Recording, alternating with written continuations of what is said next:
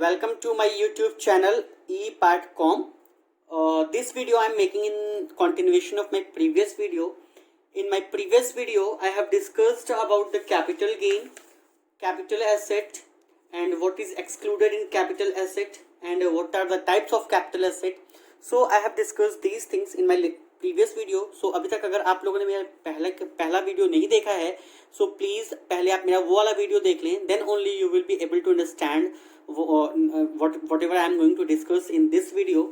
So in this particular video I am going to discuss about transfer.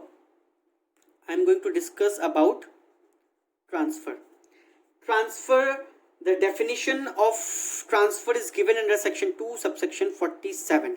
It means that there is an inclusive definition of transfer is given under section 2 subsection 47. So it means that transfer in relation to capital asset includes sales, exchange,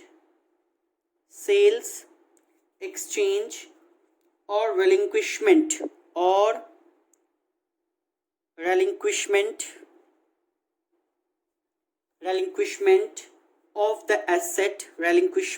the asset, or the extinguishment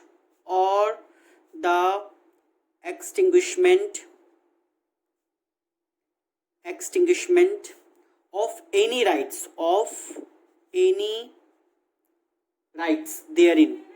any rights therein, or the compulsory acquisition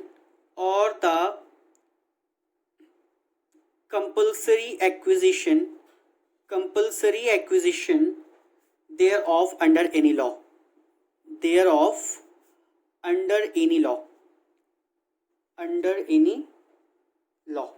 ठीक है. So this is the inclusive definition of transfer. Transfer includes sales, exchange, or relinquishment of the asset, or the extinguishment of any rights therein, or the compulsory acquisition thereof under any law. It means that transfer का क्या मतलब है? Transfer का मतलब सिर्फ sales से हमारा मतलब नहीं है. ट्रांसफर में हम बहुत सारी चीजें इंक्लूड करते हैं. क्या क्या चीजें इंक्लूड करते हैं हम? इट इंक्लूड्स सेल्स एंड हमको पता ही है कि सेल्स क्या होती है. ठीक है, सेल्स जो हम बेचते हैं that is included in transfer. It also includes exchange. Exchange का क्या मतलब है? सपोज दैट कोई एक कॉलोनी है, वहां पर किसी एक बिल्डर ने, दिस इज योर कॉलोनी, ठीक है, इस कॉलोनी में बिल्डर ने जो झुग्गियों, सपोज दैट वहां पे काफी सारी झुग्गियां थी, उन झुग्गियों को डिमोलिश करके उसने एक्सचेंज में इन कॉलोनी वालों को, झुग्गी वालों को उसने नया फ्लैट बना करके दिया है. उसने झुग्गी वालों को प्रोवाइड किया है. So this exchange of flats with झुग्गी is called exchange. So this is also treated as your transfer. वहां पे भी हमारा क्या है? ट्रांसफर में इसको इंक्लूड करेंगे और उसमें हम कैपिटल गेन को कैलकुलेट करेंगे. फिर है relinquishment of the asset. Relinquishment of the asset का क्या मतलब है? relinquishment का मतलब क्या होता है? relinquishment जब हम पढ़ते हैं तो it means that relinquishment of the asset or the extinguishment of any right means relinquishment takes place when the owner withdraws himself from the property and abandons his rights thereto. इसका क्या मतलब है? Suppose that ये मेरी property है, ये मेरी building है, इसमें फर्स्ट, सेकंड, थर्ड 4 फ्लोर हैं. Fourth floor, third floor, second floor and first ground floor है. ठीक है, सपोज दैट ग्राउंड फ्लोर को लेकर के 4 फ्लोर्स हैं. तो इस पे मैं सपोज दैट मैं टॉप फ्लोर पे रह रहा हूँ, या जो 3 फ्लोर्स हैं वो मेरे हैं, जो ग्राउंड फ्लोर है ये मैंने लेट आउट किया है काफी पहले से, बहुत साल से उस पे कोई रेंटल पर्सन है वो रह रहा है. तो अब इसको क्या है, उसको लाइक एक टेनेंसी राइट होता है, जैसे कि बहुत सालों तक रहने से उसको टेनेंसी राइट मिल जाता है. तो इसका क्या मतलब है कि अगर इन दैट कंडीशन अगर ये खाली नहीं कर रहा है तो ये जो ओनर क्या करेगा, इस टेनेंट को वो फ्लैट दे देगा, मीन्स वो जो फ्लोर है वो दे देगा. तो उसमें क्या है, उसको कुछ हो सकता है वो कंपनसेशन ले, उन दोनों के बीच में कुछ एग्रीमेंट हो कि भाई देखो ठीक है तुमको टेनेंसी राइट मिल गई, तो हम दोनों आपस में एक एग्रीमेंट करते हैं कि इतना रुपया तुम मुझे दे दो और तुम अब यहाँ के टेनेंट नहीं, तुम यहाँ के ओनर हो गए. इसका क्या मतलब है कि ये जो ओनर है इसने अपना ये जो राइट था एसेट का इसको अबेंडन कर दिया, तो दिस इज कॉल्ड रेलिंक्विशमेंट। तो relinquishment takes place when the owner withdraws himself from the property and abandons his rights. उसने अपने आप को प्रॉपर्टी से विथड्रॉ कर लिया और अपने सारे राइट्स को क्या कर लिया, अबेंडन कर लिया। तो this is the case of what, relinquishment, and relinquishment also results in your transfer. This is also your transfer.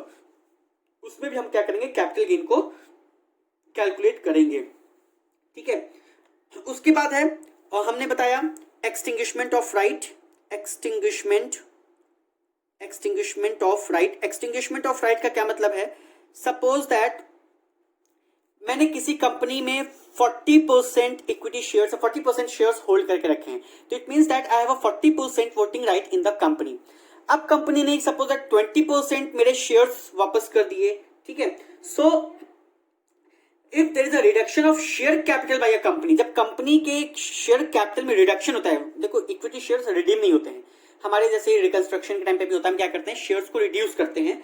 तो if there is a reduction of share capital of a company by paying a part of capital to its shareholders, it would result in extinguishment of proportionate right in shares held by shareholders and chargeable to capital gains tax in the hands of shareholders, ठीक है। तो 40% ने suppose 20% मैंने उसके shares reduce कर दिए हैं, तो इसका क्या मतलब कि वहां पे 20% उसके राइट्स जो है वो रिड्यूस हो गए हैं। तो this is called extinguishment of right, and this is also treated as your what, this is also treated as your transfer, and whatever capital gain is there, that will be treated as your capital gain. Again, next is your redemption of preference shares is also your transfer. Redemption of preference shares, redemption of preference shares is also transfer. ये भी हमारा क्या है, transfer है, ठीक है। And extension of duration of fixed maturity plan of a closely ended mutual fund is not a transfer, ठीक है। ट्रांसफर का क्या मतलब है, एक्सटेंशन ऑफ ड्यूरेशन जो है that is not treated as your transfer.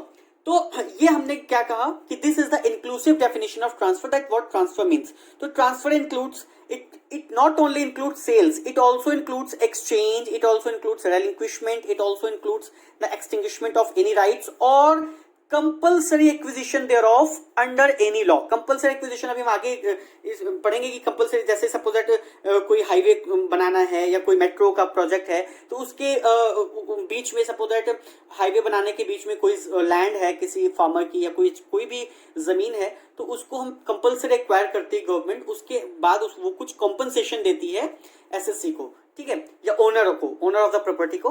तो वो जो हमारा कंपल्सरी एक्विजिशन है that is also your transfer. उसमें भी हम अपना कैपिटल गेन क्या है कैलकुलेट करेंगे, जैसे कि हम कैलकुलेट करते हैं नॉर्मल केस में।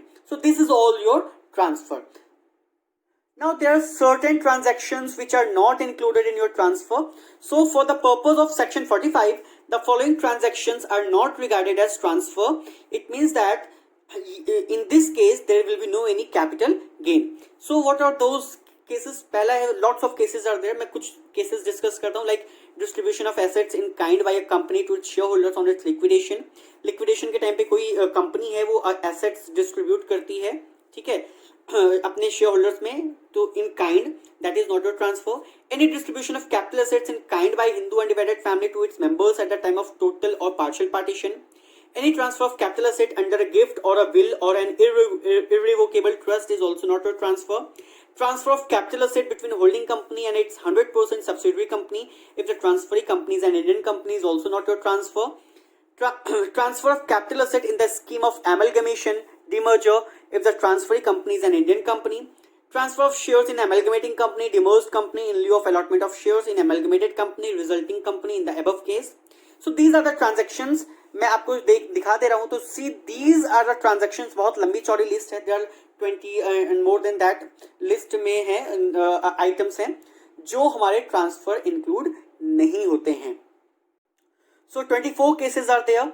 ठीक है, तो ये हमारे केसेस हैं जिसमें हम ट्रांसफर इंक्लूड नहीं करते हैं. You can go through these points. It's very simple to understand. I'm not going to discuss it in detail because बहुत सारी लंबी चौड़ी लिस्ट है. So these are the transfers which are not these are the transactions which are not treated as your transfer. Now coming to the computation of capital gain. Computation of capital gain, computation of capital gain under section 48. Section 48 deals with the computation of capital gain, that in what manner the computation the capital gains are computed.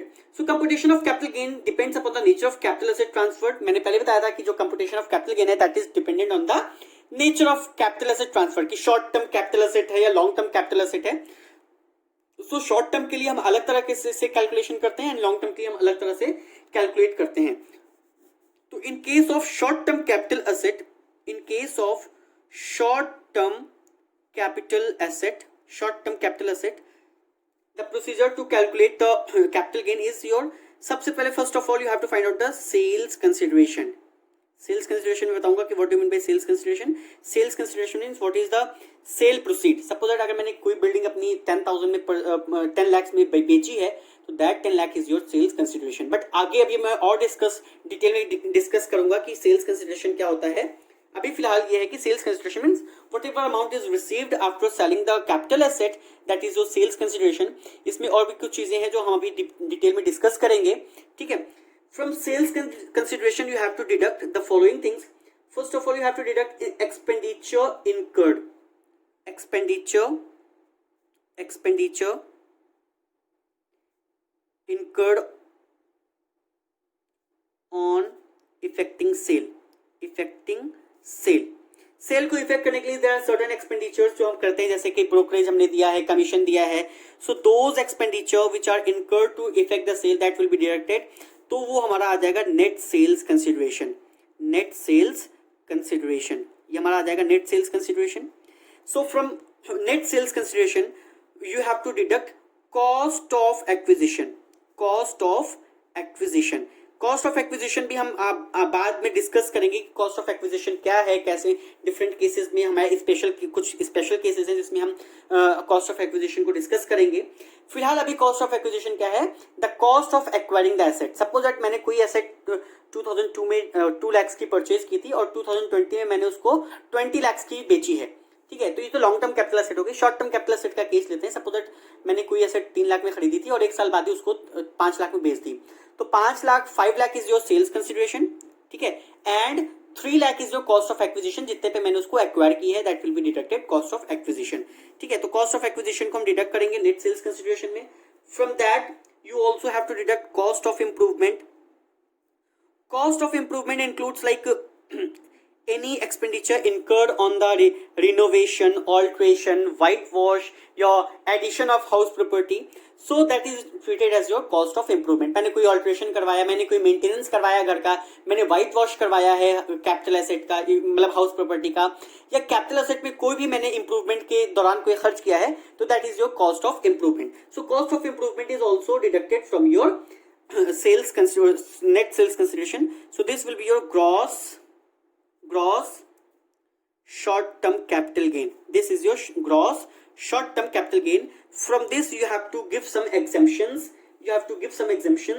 So जो हमारे exemptions हैं short term के लिए, तो you have to deduct exemptions which are given under section 54B. अभी हम discuss करेंगे deeply कि क्या क्या डिडक्शंस हैं. 54B, 54D, 54G, 54GA and 54GA. ये हमारे जो एग्जेम्पशंस हैं they are available only for short term capital asset. तो इन एग्जेम्पशंस को हम डिडक्ट करेंगे तो the resulting figure will be your net short term capital gain. ये हमारा क्या होगा, टोटल हमारा शॉर्ट टर्म कैपिटल गेन होगा. So this is the format या this is the procedure to calculate the capital gain. So first of all you have to take the sales consideration. Sales consideration मैंने तुमको बताया कि sales consideration क्या होता है, अभी आगे भी डिस्कस करेंगे that what you mean by sales consideration. ठीक है. तो सेल्स कंसिडरेशन में when you deduct expenditure incurred on effecting sale, so that will be your resulting figure is your net sales consideration. From net sales consideration you have to minus cost of acquisition, cost of improvement, then that will be your gross short term capital gain. From gross short term capital gain, when you give some exemptions, so when you give these exemptions which are given under section 54B, 54D, अभी हम आगे discuss करेंगे that ये exemptions क्या क्या है, बहुत deep discussion होगा इसमें क्योंकि बहुत इंपॉर्टेंट है. तो हमारा क्या आता है net short term capital gain. So this is the procedure to calculate the short term capital gain. Hope कि ये चीज आपको आपको समझ में आया होगा। If you have still any doubt you can comment on my video. मैं कोशिश करूंगा कि मैं फिर से उस चीज को क्लियर करने की कोशिश करूं। Now long term capital gain, हम लॉन्ग टर्म कैपिटल गेन को कैसे कैलकुलेट करेंगे? So to calculate the long term capital gain procedure almost similar है, बस थोड़ा सा चेंज है। First of all you have to take the sales consideration. From sales consideration you have to deduct expenses on transfer को हम less करेंगे, वही चीज है जैसे कि हमने पहले किया था। तो that will be your net sales consideration. From net sales consideration हमने शॉर्ट टर्म कैपिटल गेन में, फिर से मैं तुमको दिखाऊंगा कि हमने शॉर्ट टर्म कैपिटल गेन में हमने सिर्फ और सिर्फ कॉस्ट ऑफ एक्विजिशन और कॉस्ट ऑफ इंप्रूवमेंट की बात की थी, बट यहां पर हम इंडेक्स्ड कॉस्ट ऑफ एक्विजिशन की बात करेंगे। Indexed cost of acquisition. अब तुम कहोगे कि सर ये इंडेक्स्ड कॉस्ट ऑफ एक्विजिशन क्या है? तो मैं कहूंगा कि अभी टेंशन लेने की जरूरत नहीं है, अभी मैं समझाऊंगा कि इंडेक्स्ड कॉस्ट ऑफ एक्विजिशन क्या है और इंडेक्स्ड कॉस्ट ऑफ इंप्रूवमेंट क्या है। ठीक है, यहां पे हम क्या करते हैं, इंडेक्सेशन लेते हैं, इंडेक्सेशन का फायदा उठाते हैं। ठीक है, तो indexed cost of acquisition minus करेंगे indexed cost of improvement, so that will be your, जो रिजल्टिंग फिगर आएगा वो हमारा आएगा gross LTCG। From gross LTCG you have to give deduct exemptions जो हैं इसमें बहुत सारे सेक्शन में exemptions दी हुई हैं। ठीक है, exemptions like which are given under section 54, 54B, 54B, 54D, 54EC, 54EC, 54F, 54F, 54EF, sorry 54EE, 54F, 54G, 54G, 54GA and 54GB and 54GB. So these are the sections जिसमें हमारे exemptions दिए हैं for long term capital gain. तो जब हम उसको deduct करेंगे तो resulting figure will be your net LTCG, net long term capital gain. तो हमारा ये जो है long term net long term capital gain आएगा। सो सारी चीजें ठीक हैं। अब तुम कहोगे सर इंडेक्सेशन क्या होता है, what do you mean by indexation? तो I am going to discuss this thing, indexation. देखो इंडेक्सेशन क्या है, मैं पहले इंडेक्सेशन ही डिस्कस करूंगा कि इंडेक्सेशन का मतलब क्या है। Indexation is simply adjustment of price according to the inflation rate, according to the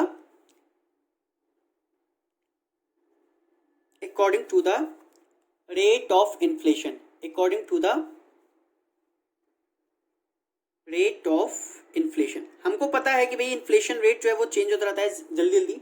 तो लॉन्ग टर्म कैपिटल गेन में क्या है कि भाई 3 साल से ज्यादा का टाइम पीरियड है, 10 साल है, 15 साल है, अगर कोई प्रॉपर्टी हम 10 से 15 साल में बेच रहे हैं तो इन्फ्लेशन रेट न जाने आसमान में पहुंच चुकी होती है। ठीक है, तो इसलिए हम क्या करते हैं, एडजस्ट करते हैं प्राइस को according to the rate of inflation. So that is simply an indexation of price. ठीक है, so indexation simply means adjustment of price according to the rate of inflation. तो मैंने कहा कि भाई अगर कोई प्रॉपर्टी मैंने 2002 में परचेज की है 2 लाख रुपीस की और उसको मैंने 2020 में बेचा है for rupees 60 lakh suppose that. ठीक है, तो इसका मतलब अगर हम इसमें कैपिटल गेन को कैलकुलेट करेंगे तो sales consideration is 60 lakh and cost of acquisition is 2 lakh. तो जो हमारा कैपिटल गेन आएगा वो 58 लाख रुपीस का आएगा।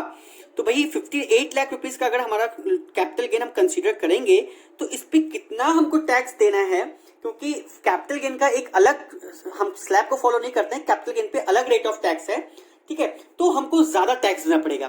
तो इसीलिए हमको क्या करना पड़ता है भाई, और ये भी this is injustice with the assessee, क्योंकि भाई हमने 2002 में जो 2 लाख रुपए की कोई एसेट परचेज की थी तो उस जमाने में 2 लाख रुपए की वैल्यू कुछ थी और आज का जो टाइम पीरियड है उसमें 2 लाख रुपए लाइक 20 लाख रुपीस और something more than that, because inflation rate 2002 में क्या था और आज क्या है। तो इसका मतलब क्या है कि वो जो उस जमाने में 2 लाख रुपए था, बहुत बार हम सुनते हैं कि भाई उस जमाने का 1 रुपया आज के जमाने का, हम उस जमाने में 1 रुपये में न जाने क्या क्या चीजें खरीद लिया करते थे। तो this is the concept of time value of money जो हम फाइनेंशियल मैनेजमेंट में पढ़ते हैं। तो इसीलिए ये जो 2 लाख रुपए है इसको हम इंडेक्सेशन करते हैं। तो इंडेक्सेशन का फॉर्मूला क्या होता है, इंडेक्स्ड कॉस्ट ऑफ एक्विजिशन को निकालने के लिए हम क्या करते हैं, cost of acquisition divided by cost inflation index of year of purchase multiplied by cost inflation index of year of sale. तो हम क्या करते हैं कि कॉस्ट इन्फ्लेशन इंडेक्स को देखते हैं। कॉस्ट इन्फ्लेशन इंडेक्स जो है that will be given to you in the question. Cost inflation index का जो हमारा बेस ईयर है वो 2001 से 2001 एंड 2001-2 से स्टार्ट हुआ है, तो this is the base year. So इसी एग्जांपल में हमने सपोज दैट ये हमारा जो है इंडेक्स कॉस्ट ऑफ एक्विजिशन ही होता है। सो हमारा जो base year index cost of acquisition CII है वो हम कैसे कैलकुलेट करेंगे, इंडेक्स कॉस्ट ऑफ एक्विजिशन का फॉर्मूला है cost of acquisition divided by CII of year of purchase multiplied by CII of year of sale. CII का मतलब क्या है, cost inflation index of year of purchase multiplied by cost inflation index of year of sale. ठीक है। सो अगर हमें indexed cost of acquisition इस एग्जांपल में निकालना है कि मैंने 2002-03 में परचेज की थी 2 लाख रुपीस की और 19-20 में मैंने उसको सेल की 60 लाख रुपीस की, तो इस केस में अगर हमको निकालना है इंडेक्स्ड कॉस्ट ऑफ एक्विजिशन तो फॉर्मूला है indexed cost of acquisition is equal to cost of acquisition. Cost of acquisition कितनी है, 2 लाख है, 2 lakh divided by cost inflation index of year of purchase.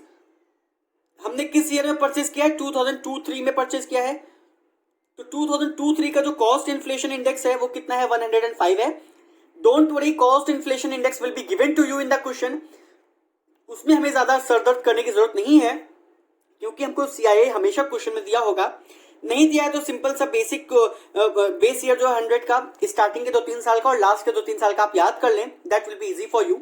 ठीक है, क्योंकि हमको ज्यादातर स्टार्टिंग का और एंड का ही होता है, अगर बीच की किसी साल का होगा तो that will definitely given in the question. तो CII of year of purchase क्या है, 105, क्योंकि 2-3 में परचेज किया था, तो cost inflation index of year of purchase क्या है, 105 divide by 105 multiplied by CII of year of sale. तो cost inflation index of year of sale 1920 का कितना है, 289, तो multiplied by 289। Simply unitary method हमको फॉलो करना होता है, तो यूनिटरी मेथड को फॉलो करके हम इसकी कैलकुलेट करके वैल्यू जो भी होगी हम निकालेंगे। Right now I don't have calculator, otherwise मैं कैलकुलेट कर चुका होता। So please calculate it and find out the value, so that will be the current value. तो सेल्स कंसिडरेशन हमारा जो हम होगा, सेल्स कंसिडरेशन जो हमारा लेंगे, सेल्स कंसिडरेशन 60 लाख का होगा जितने में मैंने बेचा है, माइनस करेंगे इंडेक्स कॉस्ट ऑफ एक्विजिशन। इसको इस फिगर को कैलकुलेट करने पे जो भी फिगर आएगी that will be deducted here. So the resulting figure will be your long term capital gain. उसमें से कुछ डिडक्शंस हैं जो हम देंगे, जो एग्जम्पशंस हम बाद में पढ़ेंगे। ठीक है, तो इस तरह से हम इंडेक्सेशन का बेनिफिट लेते हैं। इस तरह से हमारा जो अब हमारी क्या है कि टैक्स लायबिलिटी भी हमको हमारी कम आएगी क्योंकि हमारा लॉन्ग टर्म कैपिटल गेन जो है वो कम आएगा। तो इस तरह से हम बेनिफिट ऑफ इंडेक्सेशन लेते हैं in case of long term capital asset. Please mind it, short term capital asset के केस में there is no any indexation. वहां पर हम सिर्फ और सिर्फ कॉस्ट ऑफ एक्विजिशन माइनस करते हैं और कॉस्ट ऑफ इंप्रूवमेंट माइनस करते हैं। But in case of long term capital asset वहां पर हम इंडेक्स्ड कॉस्ट ऑफ एक्विजिशन और indexed cost of improvement minus करते हैं। प्लीज इस चीज को ध्यान रखेंगे, इस चीज को नहीं भूलना है। Now there are certain cases where the benefit of indexation is not available. There are certain cases where the benefit of indexation is not available. So what are those cases? I'm just reading it out and try to explain that. In the following cases, the benefit of indexation is not available even if a long-term capital asset is transferred. So पहला है bonds or debentures, ठीक है। And please यहाँ पे mind it कि preference shares चाहे वो redeemable हो चाहे नॉन रिडीमेबल हो, दे आर नॉट बॉन्ड्स और डिवेंचर्स, ठीक है। एंड प्रेफरेंस शेयर्स के केस में बेनिफिट ऑफ इंडेक्सेशन जो है वो अवेलेबल है। सो बॉन्ड्स और debentures other than capital index bonds issued by government और sovereign gold bonds issued by RBI under the sovereign gold bond scheme 2015। So in gold bonds और government bonds के अलावा कोई भी बॉन्ड्स और debentures हैं उस पे हमारा बेनिफिट ऑफ इंडेक्सेशन अवेलेबल नहीं है। बट अगर वो बॉन्ड्स और डिवेंचर्स इशूड बाय गवर्नमेंट है या sovereign gold bonds issued by RBI है तो वो उस पे हमारा क्या है, बेनिफिट ऑफ इंडेक्सेशन अवेलेबल है। दूसरा है शेयर्स इन और debentures of an Indian company acquired by utilizing convertible foreign exchange. So if any shares or debentures of an Indian company is acquired by convertible foreign exchange, using convertible foreign exchange, so that on that also there is no any benefit of indexation. So benefit of indexation is not available in that case also. Third है equity share in a company or a unit of equity oriented mutual fund or a unit of business trust referred to in section 112A. इस case में भी हमारा benefit of indexation available नहीं है। Depreciable asset is given under section 50, उसको भी हम अच्छे से डिस्कस करेंगे, ठीक है। डेप्रिशिएबल एसेट के केस में भी इंडेक्सेशन अवेलेबल नहीं, क्योंकि डेप्रिशिएबल एसेट के केस में हमारा हमेशा शॉर्ट टर्म कैपिटल गेन होता है। डेप्रिशिएबल एसेट के केस में हमारा कभी भी लॉन्ग टर्म कैपिटल गेन नहीं होता है, क्योंकि डेप्रिशिएबल एसेट के केस में जो भी गेन है that is your short term capital gain. However, in the case of power generating unit eligible for depreciation on a straight line basis, indexation benefit is available. Undertaking division transferred by way of sum series are as covered by section 50B, इस पे भी हमारा indexation available नहीं है। Units, GDR, securities purchased in foreign currency as given in sections 115A, B, AC, ACA and AD, in cases में भी हमारा benefit of indexation available नहीं है। So in all these 6 cases, indexation benefit is never available. There is no any option available to a tax payer, ठीक है। तो इस case में हमारा क्या है, बेनिफिट ऑफ इंडेक्सेशन, चाहे वो लॉन्ग टर्म कैपिटल एसेट हो चाहे वो शॉर्ट टर्म कैपिटल एसेट हो, बेनिफिट ऑफ इंडेक्सेशन अवेलेबल नहीं है। Now there are certain capital gains which are exempted under section 10 subsection and section 115JG। तो कुछ ऐसे कैपिटल गेन है जो हमारे कैपिटल गेन तो हैं, चाहे वो शॉर्ट टर्म कैपिटल गेन है चाहे वो लॉन्ग टर्म कैपिटल गेन है, लेकिन दे आर एग्जेम्प्टेड, वो हमारे क्या है, एग्जेम्प्टेड है। तो अगर वो एग्जेम्प्टेड है भाई, अगर हमने कहा कि अगर हम तुमको ये कैपिटल गेन है जो कि तुम्हारा टैक्सेबल नहीं है, तो इसका क्या मतलब कि अगर उस पर कोई लॉस होता है, कैपिटल लॉस होता है, तो उसको भी हम सेट ऑफ नहीं कर सकते हैं, उसको हम कहीं से भी सेट ऑफ या कैरी फॉरवर्ड नहीं कर सकते हैं। So in the cases given below, capital gains are not chargeable to tax. Conversely, in the cases given below, if assets are transferred at a loss, such capital loss is not taken into consideration. इसका क्या मतलब है कि उसको हम set of और carry forward भी नहीं करेंगे। ऐसा नहीं कि गेन को एग्जेम्प्ट किया है और लॉस को हम कंसीडर करेंगे। जब गेन कंसीडर नहीं कर रहे हैं तो हम लॉस को भी कंसीडर नहीं करेंगे। वो कौन कौन से केसेस हैं? पहला है capital gain on transfer of US 64। Any income arising from the transfer of capital asset being a unit of US 64 is not chargeable to tax. This rule is applicable where the capital asset is long-term capital asset or short-term capital asset. दूसरा है long-term capital gain on transfer of BSE 500 equity shares. ठीक है, so this exemption is available if the following conditions are satisfied. पहली condition है capital gain arises on transfer of long-term equity shares. ठीक है, being shares in BSE 500 index of Bombay Stock Exchange as on March 31st 2003. अब long term क्या होंगे वो मैंने तुमको बताया था कि इक्विटी शेयर्स के केस में क्या है, लिस्टेड इक्विटी शेयर्स है तो उसमें 12 मंथ्स का ही टाइम पीरियड है। 12 मंथ से ज्यादा अगर हमने होल्ड करके रखा है तो that will be long term capital asset. ठीक है, these shares were purchased on or after March 1st 2003 but before March 1st 2004। The capital gain arises on transfer of these shares in a recognised stock exchange.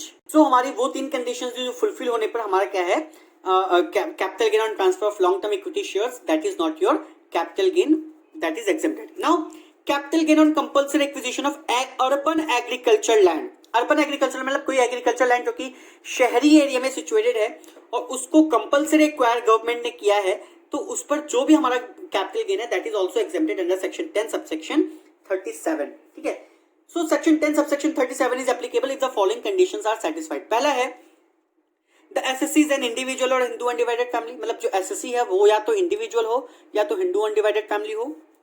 He or it owns an agricultural land situated in urban area in India. जो agricultural land है that should be situated in urban area in India. Third point है there is a transfer of agricultural land by way of compulsory acquisition, मतलब वो खुद से ना बेचे, जो ट्रांसफर है that should take place due to the compulsory acquisition। Suppose वहां से हाईवे बन रहा है या वहां से मेट्रो का ब्रिज जाना है, एलिवेटेड ब्रिज जाना है या कुछ भी, मतलब गवर्नमेंट का कोई प्रोजेक्ट है, उसकी वजह से गवर्नमेंट ने उसको कंपल्सरी एक्वायर किया है और the consideration for transfer is approved और डिटरमिन्ड बाय सेंट्रल गवर्नमेंट और आरबीआई। स्टेट गवर्नमेंट नहीं, सेंट्रल गवर्नमेंट और आरबीआई के थ्रू कंसिडरेशन डिटरमिन होना चाहिए। The agriculture land was used by SSC और his parents if the land was owned by an individual for agricultural purpose during 2 years immediately prior to date of transfer। मतलब जिस दिन compulsory acquire हुआ है उस दिन से पहले पहले 2 साल तक that agricultural land should be used by the SSC or by his parents for the agriculture purpose। मतलब या तो SSC ने या तो SSC की पेरेंट्स ने उसको उस एग्रीकल्चर लैंड को एग्रीकल्चर पर्पस के लिए यूज किया है immediately before the date of transfer. मतलब एटलीस्ट 2 साल तक वो यूज हुई होनी चाहिए। ठीक है, द एसेट में भी लॉन्ग टर्म कैपिटल एसेट और शॉर्ट टर्म कैपिटल एसेट दोनों हो सकती है। Compensation is received by the SSC after March 31st, 2004. So these are the 6 conditions which must be fulfilled. So if the above conditions are satisfied, capital gain is exempt from tax. ठीक है, अगर ये सारी conditions fulfil हो रही हैं then the capital asset will is exempted from the tax. फिर है long term capital gain on transfer of securities in case covered by transaction tax. So ये क्या था, सेक्शन 10 सबसेक्शन 38 पहले अवेलेबल हुआ करता था, लेकिन अब हमारे असेसमेंट ईयर में ये एग्जेम्पशन अवेलेबल नहीं है। So exemption under section 10 subsection 38 is not available from the assessment in 1920। तो लास्ट ईयर से इस एग्जेम्पशन को खत्म कर दिया गया है, तो इस चीज को पढ़ने का कोई फायदा नहीं है। नेक्स्ट है हमारा long capital gain exemption under section 115 JG1। तो under section 115 JG1 capital gain which arises on conversion of Indian branch of foreign bank into an Indian subsidiary. मतलब फॉरेन बैंक की कोई इंडियन ब्रांच है उसको मैंने convert कर दिया है इंडियन सब्सिडरी में, ठीक है, is not chargeable to tax. The exemption is available only if the conversion takes place in accordance with the scheme framed by RBI and subject to the conditions notified by the central government. तो इसका मतलब क्या है कि हमने किसी foreign bank की Indian branch को कन्वर्ट कर दिया इंडियन सब्सिडरी में, ठीक है, तो that is whatever capital gain is there that is exempted from tax. ठीक है, capital gain exemption when own shares are purchased under section 10 subsection 34A। compensation received under section 96 of रेक्टिलार act 2013। ठीक है, तो दीज आर द लिस्ट जिसमें हम हमारा जो कैपिटल गेन है that is exempted. Now I am going to discuss about the consideration. मैंने बताया था कि सेल्स कंसिडरेशन है, सेल्स कंसिडरेशन है, तो उस केस में कंसिडरेशन क्या होता है, what is the full value of consideration given under section 48। Full value of consideration is given under section 48। So full value of consideration is the consideration, full value of consideration, full value of consideration is a consideration received or receivable, received or receivable, received or receivable by the transferor, by the transferor in lieu of assets, in lieu of assets, in lieu of assets which he has transferred, which he has transferred। इसका क्या मतलब है कि suppose that मैंने कोई assets को transfer की है, सो उस एसेट्स को ट्रांसफर करने के बाद जो हमारा कंसिडरेशन हमको मिला है या जो हमको मिलेगा that is your sales consideration. ठीक है, such consideration can be received in kind, such consideration may be received in cash or in kind। मतलब कि वो हमारा कैश में भी हो सकता है, काइंड में भी हो सकता है। अगर हमको काइंड में मिला है, सपोज दैट मैंने तुमको से फ्लैट लिया और उसके बदले मैंने तुमको अपनी कोई बहुत लग्जरी कार दे दी या कुछ ऐसा है, कोई काइंड में दे दिया, तो if in that case the consideration is received in kind then the fair market value of such assets is taken as full value of consideration। Suppose that मैंने तुमसे कोई फ्लैट लिया, उसके बदले मैंने तुमको अपनी BMW कार दे दी, so what will be the value, fair market value of that BMW car, suppose that 20 lakh 25 lakh जो भी उसकी fair market value है, that will be the value of sales consideration। ठीक है, full value of consideration does not mean market value of asset which is transferred। इसका मतलब ये मतलब नहीं है कि market value ही हो, बट अगर आप काइंड में लेते हैं तो that will be fair market value of such asset will be taken as your full value of consideration।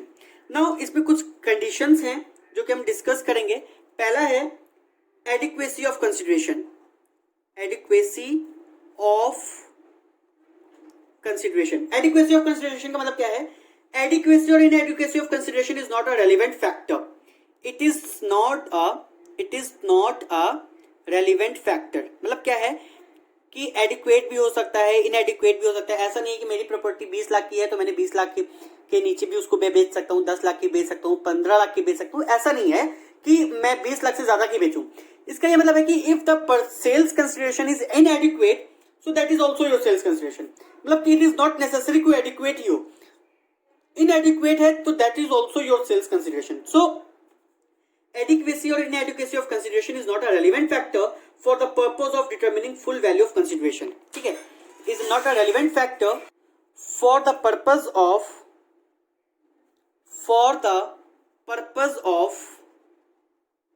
for the purpose of determining full value of consideration, for the purpose of determining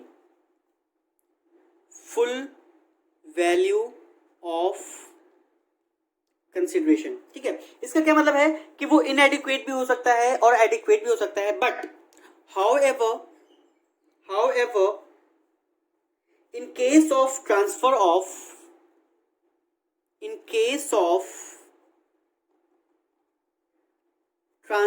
of land और building और both if stamp duty value SDV stamp duty value is more than 105% or 110% from the assessment year 21-22 तो confuse मत होना, हमारे लिए हम जो assessment year हमारा है वो 20-21 है, तो 20-21 के लिए हमारा 105% ही है।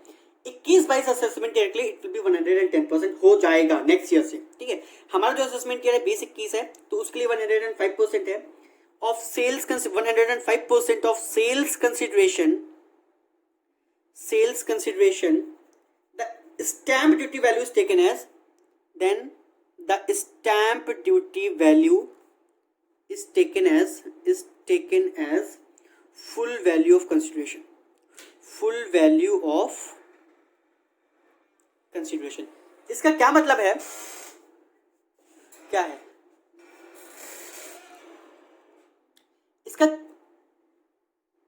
So it means that suppose एक छोटा सा एग्जांपल हम लेते हैं, कोई भी प्रॉपर्टी मैंने सेल की है तो उसको सेल्स कंसिडरेशन उसका जो है दैट इज 10 लाख।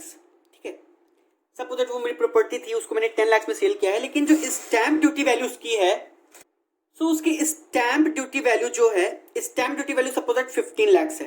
ठीक है, तो यहाँ पे क्या है कि जो सेल्स कंसिडरेशन वो इनएडिक्वेट है और हमने कहा कि भाई एडिक्वेट और इनएडिक्वेट सेल्स कंसिडरेशन को कोई मतलब नहीं है, जो भी हमारा sales consideration that will be your sales consideration. But in case of land और बिल्डिंग और both if the stamp duty value is more than 105% of sales consideration, so first of all you have to find out 105% of sales consideration। तो sales consideration का 105% कितना होगा? 10,50,000। जब हम calculate करेंगे इसका 105% तो 10,50,000 आएगा। This 10,50,000 is compared with stamp duty value. So if the stamp duty value is more than the 105% of sales consideration, in that case stamp duty value will be taken as your sales consideration. हम actual sales consideration को consider नहीं करेंगे। अब जो हम question start करेंगे sales consideration to find out the capital gain, sales consideration है 15 lakh rupees को लेंगे। बट सपोज ये 15 लाख ना होकर के 10,30,000 होता।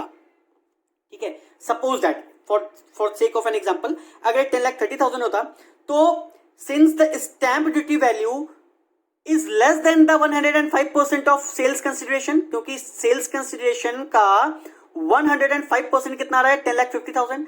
अब इसको और इनको कंपेयर करेंगे तो if the stamp duty value is not more than 105% of sales consideration, in that case actual sales consideration will be your sales consideration.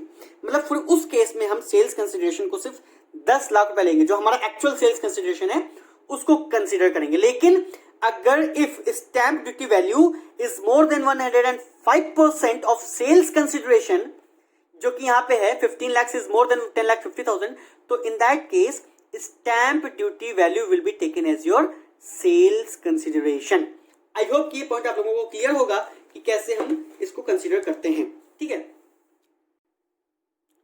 दूसरा पॉइंट है, it makes no difference, it makes no difference if whether full value of consideration is received during the previous year. Suppose that हमारा previous year 1920 है, उस year में मैंने कोई property 60 lakh की cell की है, लेकिन अभी आउट ऑफ दिस 60 लाख मैंने सिर्फ और सिर्फ 40 लाख रुपीस रिसीव किया है, बाकी का उसने मुझे कहा कि नेक्स्ट ईयर वो देगा, ठीक है। तो in this case although the full value of consideration is not received in this particular year, but still हमारा पूरा का पूरा कैपिटल गेन 60 लाख को लेकर के कैलकुलेट होगा, और जो भी हमारा क्या कहते हैं कि कैपिटल गेन आएगा उस पर हमको टैक्स पे करना पड़ेगा। इट इज इमैटेरियल कि 20 लाख हमको अगले साल मिलने वाला है, ये हमारा मैटर नहीं करता है। मैटर करता है कि जिस साल सेल इफेक्ट हुई है, ट्रांसफर हुआ है, कितने वैल्यू पे हुआ है, उतनी वैल्यू को कंसीडर करके हमको क्या करना है, सेल्स कैपिटल गेन कैलकुलेट करना है।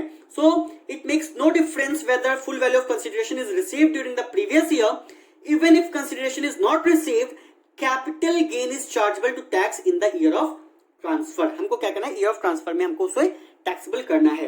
नेक्स्ट पॉइंट है, where in the case of transfer, consideration for transfer of capital asset is not determinable, then for the purpose of computing capital gain, the fair market value of the asset shall be taken to be full value of consideration। ठीक है, तो मैंने पहले बताया था कि suppose that हमारा kind में है या कुछ ऐसा है जहां पे हम कैपिटल गेन को full value of consideration calculate नहीं कर पा रहे हैं। सपोज दैट मैंने BMW कार का भी एग्जांपल लिया था कि हमको कोई किसी ने कुछ, मैंने उसको बेचा, उसके बदले में उसने मुझे BMW कार दे दी।